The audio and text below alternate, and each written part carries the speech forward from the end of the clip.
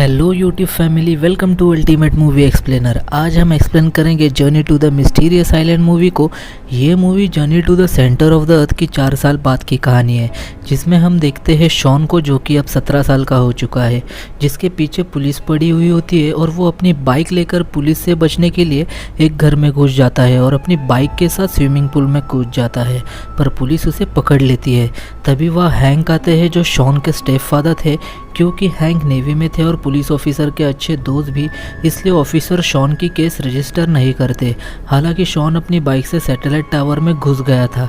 तभी हम शॉन को अपने घर में देखते हैं, जिसके हाथ में एक पेपर था जिस पर कोड लैंग्वेज में कुछ लिखा था, जिसका शॉन को पता लगाना होता है। तभी हैंक शॉन के रूम में आता है। क्योंकि हैंक शॉन के स्टेप फादर थे, इसलिए शॉन हैंक को बिल्कुल भी पसंद नहीं करता था। हैंक शॉन से अपने रिश्ते अच्छे करना चाहता था। तभी वो कोड लैंग्वेज वाला पेपर शॉन के पास देखता है। तभी शॉन हैंक को बताता है कि किसी ने मुझे मैसेज भेजा था, पर सिग्नल स्ट्रांग ना होने के कारण पूरा कोड रिसीव नहीं कर पाया था। तब हैंक को पता चलता है कि सिग्नल बढ़ाने के लिए शॉन उस सैटेलाइट टावर में घुसा था। फिर शॉन और हैंक दोनों मैसेज को मिलकर डिकोड करना लगते हैं, जिसमें पहले कोड का मीनिंग था that the island is real. ऐसे करते हुए वो नेक्स्ट कोड डिकोड करते हैं। जैसे ही वो मैसेज डिकोड करते हैं, जिसका रिलेशन बुक से होता है, तो दोनों के पास 3 अलग अलग किताबें होती है, अलग अलग राइटर्स की, अलग अलग आइलैंड के बारे में। और हर बुक के फर्स्ट पेज पे एक मैप होता है। हैंक नेवी में होने के कारण उसके लिए ये कोड्स डिकोड करना आसान होता है। हैंक तीनों मैप्स को मिलकर मिस्टीरियस आइलैंड का मैप ढूंढ लेता है, जिस पर उस आइलैंड का एग्जैक्ट लोकेशन भी था, जो पैसिफिक महासागर के बीचों बीच होता है। शॉन पैकिंग करने लगता है। तब हैंक उससे पूछता है ये पैकिंग किस लिए। उस पर शॉन हैंक को बताता है कि वो मैसेज भेजने वाले और कोई नहीं बल्कि उसके दादाजी है। हैंक पर शॉन की जिम्मेदारी होती है, तो हैंक शॉन को जाने से मना कर देता है, पर हैंक को शॉन के साथ अपने रिश्ते भी अच्छे करने होते हैं। सीन शिफ्ट होकर हमें दिखाया जाता है कि जहाँ शॉन मिस्टीरियस आइलैंड जाने की तैयारी कर रहा था, तभी वहाँ पर हैंक आता है फ्लाइट्स के टिकट को लेकर। नेक्स्ट मोमेंट हम हैंक और शॉन दोनों को पलाव में देखते हैं। उन्हें वहाँ जाने के लिए बोट की ज़रूरत होती है। तब शॉन एक आदमी के पास जाता है और उससे अपने फ़ोन में जाने का लोकेशन बताता है। तभी वो आदमी उसे कहता है कि वहाँ कोई द्वीप नहीं है, बल्कि चारों ओर सिर्फ तूफान है, जहाज़ों का कब्रिस्तान है वो। जब कोई वहाँ चलने के लिए तैयार नहीं होता, तो एक आदमी आता है जिसका नाम गबट्टो होता है। वो उन्हें वहाँ ले जाने के लिए तैयार हो जाता है। गबट्टो उन्हें अपने हेलीकॉप्टर के पास ले आता है, जहाँ पर हम एक लड़की को देखते हैं जो गबट्टो की बेटी होती है, जिसका नाम कैलनी होता है। सारे लोग अपने सफ़र पर चल पड़ते हैं। जब सब आगे बढ़ रहे होते हैं, तब वो आगे देखते हैं कि समंदर में आगे तूफ़ान है, पर शॉन उन्हें बताता है कि आइलैंड पे जाने का रास्ता तूफ़ान में से ही है। तभी हैंक के सामने बहुत खतरनाक बवंडर दिखता है और हैंक गबट्टो को उन्हें वहाँ से निकालने के लिए कहता है, पर पायलट भी हेलीकॉप्टर पर से अपना कंट्रोल खो चुका था और हेलीकॉप्टर का बैलेंस बिगड़ जाता है और हेलीकॉप्टर सीधे उस खतरनाक बवंडर के बीचों बीच चला जाता है। नेक्स्ट मोमेंट हम देखते हैं कि सब रहस्यमय द्वीप पर है, पर द्वीप उन्हें चाहिए वैसा नहीं था, वहाँ कुछ भी नहीं था। तभी शॉन को एक गुफा दिखती है जो दूसरी तरफ निकलती है और वो सब अंदर चले जाते हैं। और जब वो सब वहाँ से बाहर निकलते हैं, तो उनके सामने सचमुच का एक खूबसूरत द्वीप होता है, रहस्यमय द्वीप। सारे लोग उस जगह को देखकर हैरान हो जाते हैं। तभी हम देखते हैं कि वहाँ एक छोटा हाथी आ जाता है, क्योंकि यहाँ छोटे जानवर बड़े हो जाते हैं और बड़े जानवर छोटे। तभी शॉन के सामने धुआं दिखता है, जिस पर वो कहता है कि वह उसके दादाजी हो गए, और सारे लोग उस धुएं की तरफ जाने लगते हैं। तभी सब एक ऐसी जगह आ जाते हैं जहाँ बड़े बड़े पत्थर होते हैं, पर वो पत्थर नहीं बल्कि अंडे होते हैं, जो एक बड़ी छिपकली के होते हैं। वो छिपकली उनको मारने के लिए उनके पीछे आती है। तभी वहाँ पर किसी के लगाए हुए फंदे से वो छिपकली बेहोश हो जाती है और उनकी जान बच जाती है। फंदा लगाने वाले और कोई नहीं बल्कि शॉन के दादाजी एलेक्सन एंडरसन होते हैं। तभी हैंक एंडरसन को बताते हैं कि वो शॉन के सौतेले पिता है। फिर एंडरसन सबको अपने बनाए हुए घर ले आते हैं, जो कि एक ट्री हाउस होता है, जो उन्होंने अपने नाव की मदद से बनाया था। उस घर में खाने पीने की ज़रूरत ज़रूरत की सभी चीज़ें मौजूद होती है। तब एंडरसन सबको सोने के लिए कहते हैं क्योंकि कल वो सबको एक मज़ेदार जगह पर ले जाने का वादा करते हैं। सीन शिफ्ट होकर हमें सुबह का सीन दिखाया जाता है जहाँ एंडरसन उन्हें एक शहर में ले आते हैं जो बहुत ही खूबसूरत था।